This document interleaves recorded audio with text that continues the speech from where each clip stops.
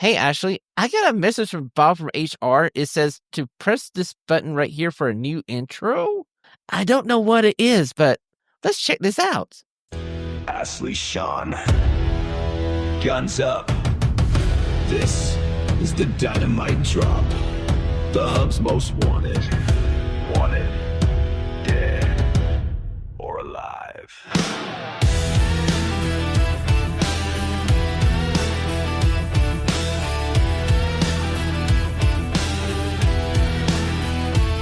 With a shot heard round the wrestling world, top rope takes every word unfurled. From Dynamite to Collision's flame, Ashlee and Shawn bring the pain to the game. We are here for the violence, ringing bells and defying silence. No fluff, no filter, just fire, fueling every mark's desire. Hitting you harder than a blade runner. Top podcasters can't outgun us, brother. Your verbal bang bang, guns up. We don't play safe, we just light it up. Too sweet. We are the standard of excellence. We hurt people, dropping truth bombs with confidence. Mic skills elite, no need to settle. We are just on another level. Bang bang, dynamite drop. Bang bang, never gonna stop. Reach for the sky and no one will get hurt.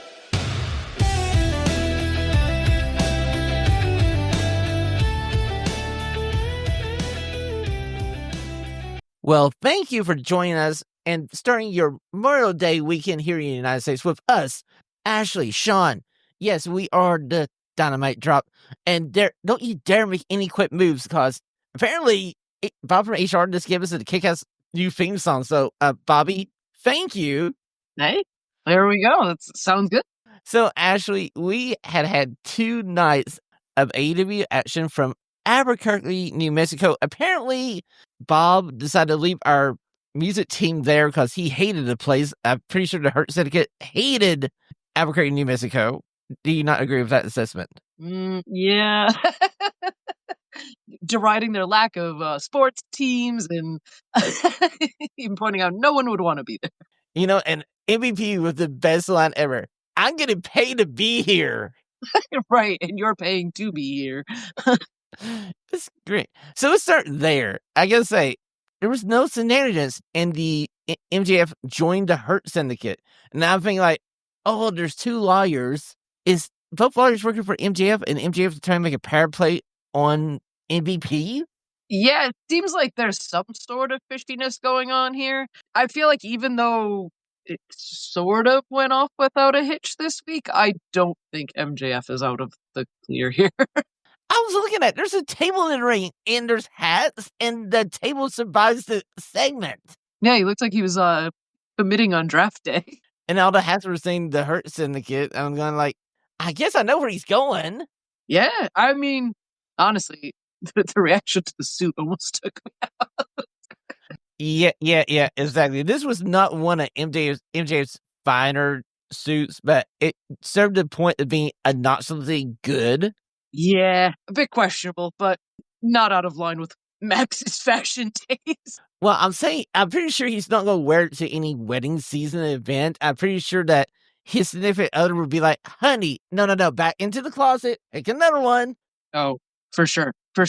So besides that, I think on Dynamite, we need to talk about the fact that we did have a start of a sit down between Mercedes Moné and Jimmy Hayter, and Jimmy Hayter and Moné got into a little bit of scuffle, and Haterade was delivered. Yeah, started off pretty civil. That ended when Mercedes Moné, forearm Jamie Hayter in the face. Mercedes has been vicious the past few weeks. You know, we always say we're here for the violence. These 2 ladies couldn't wait to get to the match. They started this match like probably 72 hours ago by the time we get to the actual match. Yeah, and it was actually nice to see Renee in ring as well. We rarely get to see her do in-ring segments that way, so it was nice to see her sit down and get a few minutes out there. Very true. Is there anything else we need to talk about from Dynamite by chance? Just the beginning. I do quickly want to talk about that Hangman Ospreay. Yes. The Hangman Ospreay face-to-face with Tony Schiavone in the ring. This one was a little bit good for Tony because the guy said, "Hey, we don't need you. Go ahead and sit down. We got this." Then Will Ospreay decides, "Hey, security, we're not going to do anything. You can take the night off. Go to the back. Cool, cool, cool." And Ospreay offers an olive branch to the Hangman. He brings out alcohol. He brings out 2 beers. Yeah. And honestly, I just wanted to say, like, this was one of my favorite Hangman promos. Holy, both of these guys, everything. I've said before, I heard a lot of talk about when Ospreay came over to AEW, there was a lot of people who said he wasn't very good on the mic and he hadn't done very well in New Japan on the mic. And I can tell you, I have never been anything less than ready to run through a wall when he is finished speaking. Like, he gets you pumped. He's so, like, over the top. He's funny. He's charismatic. You believe everything he says, and he can back it up in the ring. So it's not like a far reach to believe he believes all of these. Just both of these guys knocked this segment out of the park. And if I was not excited about this match before, which I was, this being made the main event after this completely has me needing to see what they have planned. Well, we do get a great visual as they end this segment. Both gentlemen get out of the ring. They walk up the ramp, and they just happen to be on the same side as a picture of them on the big jumbotron. And we have this lovely shot at the end where they're facing each other in the cup. And I'm going like, this is going to be the thing I use for our graphic this week, as we have the assassin and the Hangman walking to the showdown at the OK Corral, you might say. Yeah, somebody pointed out too, I saw a take online that said something like, it's funny, this Hangman and Ospreay, after this segment, yeah, it was fired up, yeah, it got a little heated, but it still felt like built on respect, like they each respect each other. Like, there may be a turn coming out of it. I think we might get a turn from Ospreay coming out of this, but they seem right now at least to be like, hey, like, we just need to get this from Mox. We need to get this. Like, it's kind of built on respect. While Jamie Hayter and Mercedes Moné just hating the shit out of each other, just beating each other up at every turn. I love that we kind of got like duality here in these tournaments. You know, it's kind of interesting that you were feeling that kind of maybe we get the Will Ospreay heel turn here in this match coming up at Double or Nothing. I had the same feeling as I'm listening to this promo. I'm going like, I kind of feel like he may be teasing something and maybe we should be paying attention. But yeah, like, he definitely had some comments that got the fans kind of being like, oh, and then he's like, no, like, that's not where I was going, but it very much could have been where he was going. Okay, so we're going to move on to Collision, since Tony decided, oh, hey, let's put it on Thursday night again, and we literally had to wait to get over to do the show here. So I feel like one thing we need to talk about is the opening segment where, oh, FTR, you have poked the freaking bear, and now you have woken up the Nigel McGuinness. I'm so excited. I can't wait. Yeah, another opening segment on AEW this week that I loved. Can't lie. Everything about it, too. I love Nigel, who's somehow very protective of Tony Schiavone. And I love the new package of Stokely with FTR. FTR are, holy cow, like, just the most detestable, like they are, like, I never pictured them being a heel on the level of a Stokely Hathaway, and now I am mortified. This is a better heel run for FTR than what they had in NXT. If you remember NXT back in the day when FTR was first there, and they were basically heels from the beginning there for a good while until the fans just love how they work in the ring, they turn them face. But this heel run right here with Cash just calmly just tapping the face of Nigel as he's poking the bear, going like, I just want to make sure you realize what you're doing. I want the real Nigel McGuinness. If you don't feel like that, don't sign the contract. Just walk your little way back over to the announce table, sit there, and do your freaking job. Well, Nigel's going to do his job on Sunday. I got a feeling he's going to take a body part away from one of the members of FTR. I feel like one of those arms is going to break the freak off. Give me a Stokely Hathaway taking a Tower of London. Either that, I want to see Tony Schiavone with a low bow on Mr. Hathaway. I feel like that to take him out of the match would be great. Yes, honestly, Tony Schiavone needs to get involved somehow because he has been such a focal point of this. So another thing we need to talk about from Collision, if you're looking for a damn good match, Paragon versus GYV. There's no reason for this match to say anything, but so far it's a damn good match. Yeah, honestly, we said it last week too. It's going to be a very good match. We've kind of forgot grizzled young veterans were on the roster. They've been used so infrequently. So it was good to see them go out there and have a great showing. They hit some killer combos, and hopefully this maybe opens the door to Tony seeing the reaction, because I saw good things across social media about, the reaction to the match. So hopefully maybe we can wiggle them into some sort of longer term feud.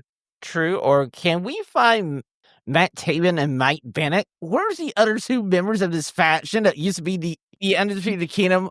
I mean, we gone back to the Paragon because originally this group was called Paragon before they added Bennett and Taven to it. Then they became the Undisputed Kingdom. It very much felt like we have the trademark. Like, we gotta use like, you already had a name. Like, why did you do that? And I hate the color combination of the t-shirt for the Paragon. It's red, white, and blue. I'm like, can we not come up with something better for the group? Yeah, a little dull, but I do want to see more of these matches, though. I want more grizzled young veterans and Kyle O'Reilly and Roderick Strong. Marketing, for sure, definitely needs tweaking. Well, maybe Bob from HR is free now since we got a new theme song. We'll just send him over to marketing, make him straighten up marketing as well. Give him a hand. Okay, ladies and gentlemen, we are going to preview your Double or Nothing 2025 here on the Dynamite Drop, powered by The Hub. Let me tell you about The Hub real fast because we haven't done it yet. The Hub is a collection of the best podcasts in professional wrestling history. On Tuesdays, you have the Raw Dolls. They cover everything from Monday Night Raw, Randy C, Eric B. Then, of course, on Friday, you have the standard of excellence in podcasting, wrestling podcasting, that is, your global podcast champions, Ashlee and Shawn. We are the Dynamite Drop. We cover everything AEW. And, of course, on Saturday, there's a show called The Smack Daddies. I guess it's Father Gray Fathom and Brad the Dad. They are the East Coast Tag Team Champions of podcasting, I guess. But they cover everything in SmackDown. They do a decent show, so check them out after you listen to our show. And with that being said, let's open up the first match in the 2025 Double or Nothing preview here on the Dynamite Drop, as these matches were added by one Tony Khan, and by the time you get to the show, he may add 3 more matches. He will. He certainly will. And first on our docket is Megan Bayne and Penelope Ford versus Anna Jay and Hardy Cameron. I'm not going to complain one bit because I'm going to enjoy this match. Yeah, for sure. All of these ladies have been killing it. It's always good to see Anna Jay. She's, kind of still recently returned, not had too many in-ring appearances since her return, and never a bad time to see Harley Cameron. Well, I got a feeling that this is going to be a loss for Anna Jay and Hardy Cameron. I feel like we're continuing the push of this faction of Penelope Ford and Megan Bayne, and we're heading on to maybe them circling back towards whoever holds the AEW Women's World Title. We'll have to wait and see. I definitely see that.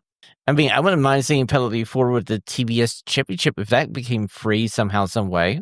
That could be nice. I'd like to see Penelope get a few more singles matches. It'd be interesting to see her be the main wrestler in this group, and you have Bayne being her muscle for a second.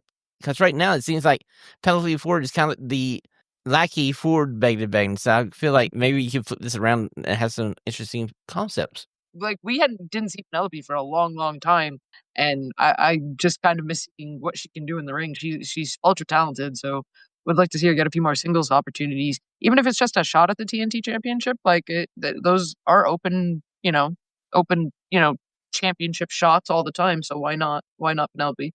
Well, let's go on to the first match we're thinking about on the main card. It's the 2025 Women's Owen Hart Foundation Cup Final, and they're probably already fighting in the building somewhere as they're getting ready to have this match. It's Jamie Hayter versus Mercedes Moné, your current TBS champion. So I got a feeling, Ashley, I know which way you're going to go. Who are you taking in this match? I'm going Jamie. I had a feeling that you were going to go with Jamie Hayter, and we saw that Jamie did get the upper hand on Dynamite. So I'm going with the logical booking here and going Mercedes Moné will carry the day here. And we're going to have the TBS champion versus whoever has the AEW Women's World title at All In Texas. Definitely possible. Like, you haven't had Mercedes have a singles loss yet. I feel like this could be a very good spot to have her lose and it not affect her. You know, like, no one would think twice about losing to Jamie Hayter. No. Jamie Hayter is a perfect person for Mercedes Moné to suffer her first single loss in the company. And you're right. Nobody would bat an eye because everybody loves Jamie Hayter. Hayter is one of the best women's professional wrestlers on the freaking planet. Yes. And regardless, post this, let's get her on our televisions far more frequently. Agreed. So we're going on to the next match we want to talk about. We're going to the AEW Tag Team title match. Thank you, Mr. Lashley, for our new theme. But we have the Hurt Syndicate versus the Sons of Texas, Dustin Rhodes and Sammy Guevara. Ashley, I'm kind of a bit torn here, but since we got a nice new theme from Bob, I'm going to say the Hurt Syndicate retains the titles here. Yeah, I don't think there's truly too much doubt here about the Hurt Syndicate coming out on top. I'm not excited about a Dustin match. I wish these Ring of Honor titles. I wish we were doing more with them. Part of me feels like I wish they would make this a unification match and we could just close these things into one set of titles. Yeah, truly. I don't want to get into it again, but I've spoken about the Ring of Honor and AEW stuff. It's kind of weird, but I love seeing Dustin, so I'm not going to be upset. We're getting Dustin versus Shelton in this match. Oh yes, please. That part of the match is going to be great. My only question is the new member of the Hurt Syndicate, MJF, going to play a hand in this match by chance? Oh, I absolutely think that little troll is going to get involved somewhere. See, I feel like this match is okay for the Hurt Syndicate. They're going to retain the titles, but I got a feeling that new member is going to cost them the titles, and that's what's going to cause Bob to snap. If he costs them those titles, he better pray that he has a car as fast as that one that Bob took, because he will need it. Yeah, he will. He really will need that one. And I would suggest Mr. MJF decide to take a little vacation and wait for some time before coming back to Dynamite. Or a lot of time. Wait until Bobby Lashley's contract is up and then return to Dynamite. Well, you're going to go that logic. I would wait till Bobby retires from wrestling, then come back. He's long retired in the Hall of Fame. We are going to the next match. We'll go to the AEW Women's World Title match. Timeless Toni Storm versus Mina Sakura. And now Mina got the upper hand here on the past episode of Dynamite, if I remember correctly. This is going to be a good match, but I feel Toni is okay here, and she's not going to lose the title versus Mina right now. Absolutely. I feel the same way. I feel like it's kind of Mina's reintroduction to the AEW audience. Now she's under the AEW umbrella. It's a good way to reintroduce her. She has all that history with Toni Storm from the storyline with Mariah May. And genuinely, Toni Storm is a goddamn treasure, and we are just blessed. Exactly. This will be a fine match. You're going to be entertained. Nobody's going to complain about it. But Timeless Toni Storm is going to reign on until All In Texas. And if I'm correct, it's going to be Mercedes Moné versus Timeless Toni Storm. And geez, that should be the main event of the show. It'd be hard to argue against. I know it would it? Yeah. I mean, granted, we all wanted Dominion Overlord, Athena versus Mercedes Moné to be the main event of that show. Yeah, I mean, look how much Toni Storm has been main eventing Collision. Like, the women and Toni Storm frequently over the past, I would say, like 2 to 3 months have been main eventing Collision. Fair point. So let's go to the match that we are most excited for next, as we're going with FTR with Stokely Hathaway versus Daniel Garcia and the Nigel McGuinness, as somebody decided, let's poke the bear and re-weight the most nasty guy in professional wrestling, one Nigel McGuinness. I'm so happy they did. Yeah, Nigel McGuinness very angry over the treatment of Tony Schiavone, and finally going to get his hands on FTR. I do have a feeling Stokely Hathaway is going to cost our boys, though, following the conclusion of the segment that happened on Collision. But listen, as long as this opens the door for our future Nigel matches, I'm okay. Yes, I feel like this is the opening part of the act to this feud, and I feel like Stokey's going to cost our guys the match, and that's what leads us to individual matches with Nigel versus Willard and Nigel versus Hardwood. Tony, if you're going to do us a favor, make this match in the first couple hours of the show so I make sure we don't fall asleep. I don't know where it should be on the card. I wouldn't even be opposed to it opening because AEW opener matches, especially on pay-per-views, are usually a good tone setter for the night. If there wasn't another match on this card that I think they should open with more, I would be right there with you. And I'm going to point this out here in just a couple of moments. So let's go on to a very interesting match. This is the first time in AEW history we're having a stretcher match. And it's Mark Briscoe versus Ricochet. Why is this a stretcher match? They had a stretcher. I'm not exactly sure. This match was kind of felt like randomly announced. After was it Ricochet versus Zach Gowen? I understand. Mark Briscoe came down to make the save. It felt like a very large leap. I mean, Ricochet deserves a beatdown, but this felt like a very large leap in a Mark Briscoe versus Ricochet, quote unquote feud. Yeah, exactly. Quote, feud. Hang on a second. Dictionary. Oh, feud. A series of matches between two opponents that usually leads to a crescendo that is a match with a stipulation. Oh, wait a minute. We forgot everything else about the stipulation. We got to the end before the beginning. We crescendoed, but we didn't ascend from anything. So I was really confused. And again, it's like one of those things, it's gonna be a great match. These are two great wrestlers. There's no doubt about it. It just feels like the finale to something that never started. Or if it was something that got started we forgot about, we were never reminded of. Right. Like Tony Khan, sometimes you just gotta remind us, guy, because there's 8 million things going on, and we all watch other promotions as well. So wires get crossed. I'm getting older. You gotta help me out sometimes. Yes, help us help you, Tony. That's our asking here, Betty. Okay, so we're going on to the AEW Continental Championship match as we get Okada versus Speedball Mike Bailey, and the world rejoices. Oh, yes. Oh, especially after they had a quick run-in at the end of Collision last night, and man, Speedball took out Okada pretty hard, and kind of cursedly, I think, grabbed the championship and held it. So I think Speedball might regret that. Yeah, I'm pretty sure it's in the Babyface Playbook 101. You should not grab the title before the actual pay-per-view, because if you do it during the go-home show, you got a 75.9.25% chance of losing the match. Right, so, that's like number 2 on the Babyface commandments. Thou shalt not touch the title before you earn it. You knew where I was going. I did. Okay, so we're pretty sure that Okada retains here. He goes on his merry little way to the eventual unification match between him and Omega. Yes, I do hope for that as well. And honestly, this match it feels a little bit slept on from what I've seen, but I'm very excited for this. Should be really good. I mean, it could be the match of the night. It's a sleeper candidate for match of the night. Yeah, definitely. With both of these guys, absolutely. Okay, so let's move on to this random trios match that got added on Collision, as apparently we're getting the Paragon versus members of the Don Callis family, because we need to get all these guys onto the card, as we have the Paragon that's being Adam Cole, Kyle O'Reilly, and Roderick Strong without Matt Taven and Mike Bennett, versus the Don Callis family, Katasha, Kyle Fletcher, and Josh Alexander, because these are 3 great heels. They need a damn match. I mean, that's, again, not a wrong assumption. It's not wrong technically. But again, a match that I was like, left field, okay.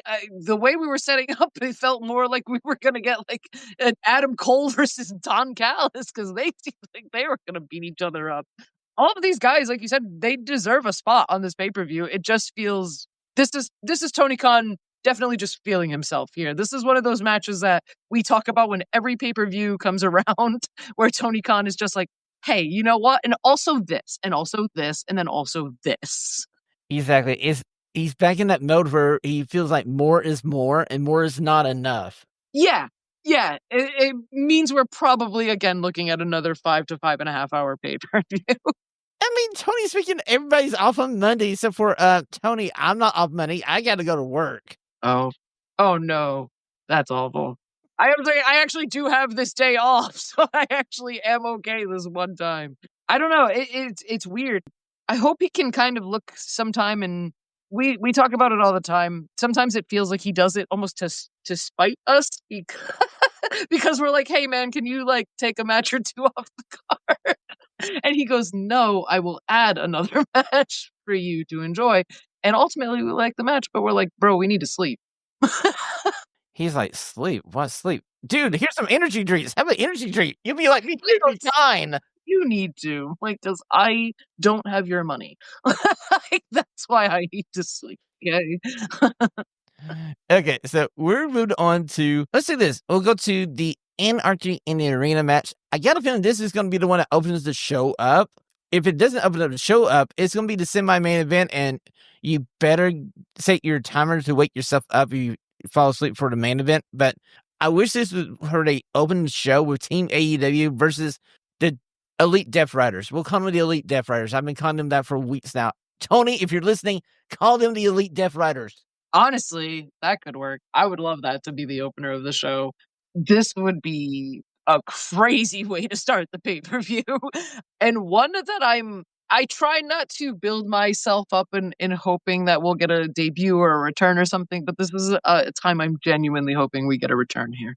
It's going to be interesting because on Dynamite, they basically teased and announced that Shibata was back on the babyface side. We thought the babyface side was down a man, and we roll into Dynamite, and oh, wait a minute, Shibata's back, and he's kicking ass. As always, that's Shibata. That's what he does. So if you're going to roll with this and you're sure you can keep Shibata okay through this match, it's fine. But like you, I feel like there may be a change in the babyface side before this match gets presented to us on Sunday night. Yeah, I feel like maybe we have one of those like somebody gets taken out type of angles, something like that. But I'm hoping there's a certain someone I want to see. I'm hoping for it. So keeping my eyes out on Sunday. Well, can I take a guess? Is it something like on this day, maybe something clearly? Da da da da. Am I getting the right vibe? No. No. Okay. Well, I guess we'll have to find out next week when we review the show on who Ashlee was hoping for and to see if Ashlee got who she wanted. Keeping my fingers crossed. Well, we only have one match left to review on this show, or preview on the show, I'm sorry, because I'm getting confused now. And it's our main event. It's the Hangman versus the Assassin, the 2025 Men's Owen Hart Foundation Cup final, as we get Hangman Adam Page versus Will freaking Ospreay. Yes, Ashlee, I want to ask you now. I already know the answer to this question, but I need to ask the question. Who are you going to pick to win this match? I'm picking my boy. Let's go, Hangman. After that promo this week, I don't ever want to bet against him. I mean, after that promo, I'm sitting there. I'm going to pick Ospreay. My heart is Ospreay. I am Team Ospreay. But man, after that promo on Dynamite, I got a feeling that Will is going to eat the L here. And it's not going to hurt Will any bit. He'll be able to recover. And we're going to go on to All In Texas. And what a perfect place for a cowboy to win a title than freaking Texas, of all places. Right. And honestly, I need that. Tony, book that for me. And what a better way to crescendo this 2-year storyline of where the main character of AEW falls off the map.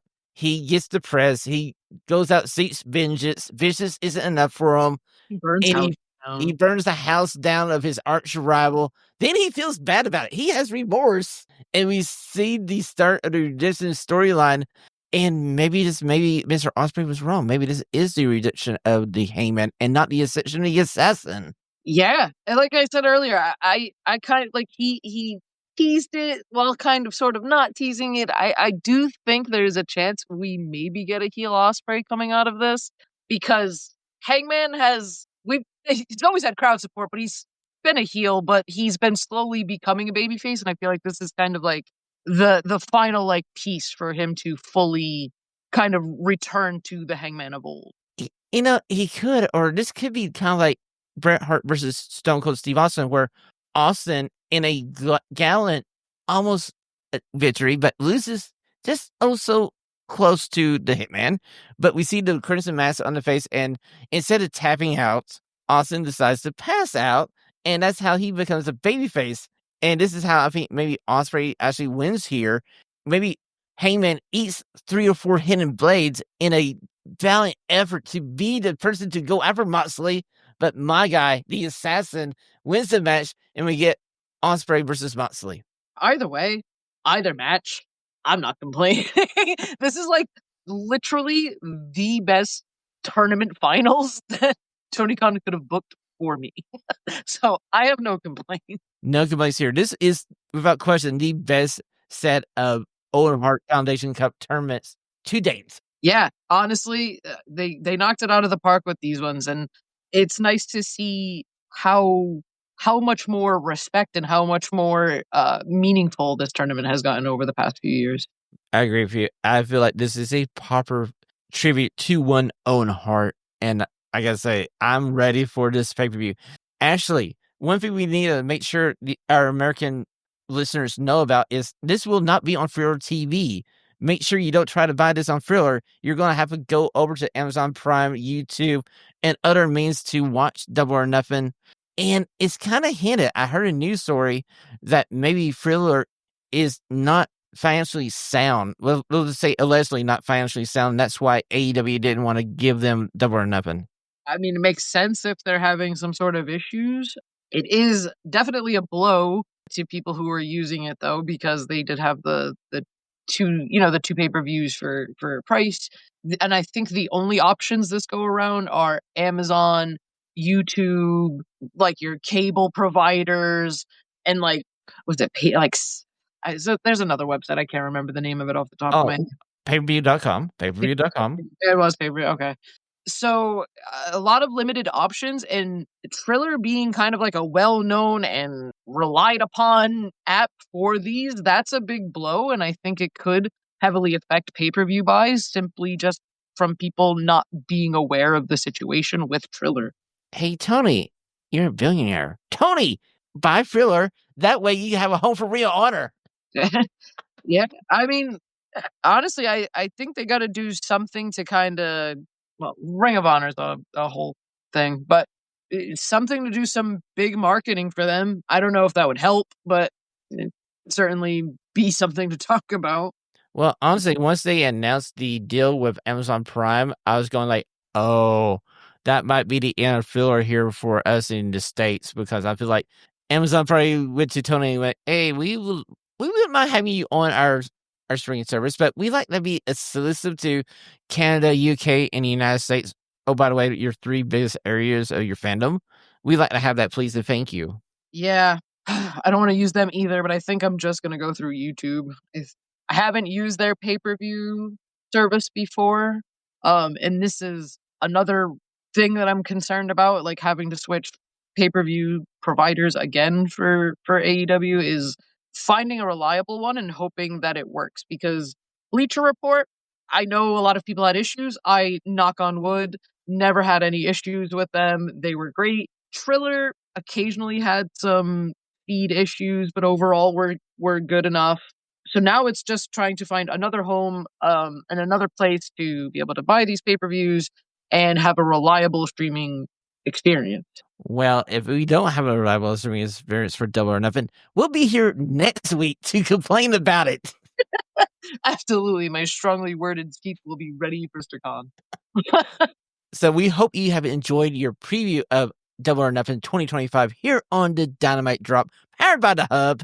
Make sure you check out the Smack Daddies come up tomorrow on the Sports Entertainment Network. Ashley, where can we find you on the Super Information Super Highway? I'm always on Blue Sky. It's at groovyash.bsky.social, and I'm always just skiing along with the shows. The best follow in live tweeting, live, whatever you want to say for Blue Sky, Ashley is a must follow. And of course, you can follow this show on Twitter and Instagram at The Dynamite Drop. And until next time, we are on another level. Have a great night.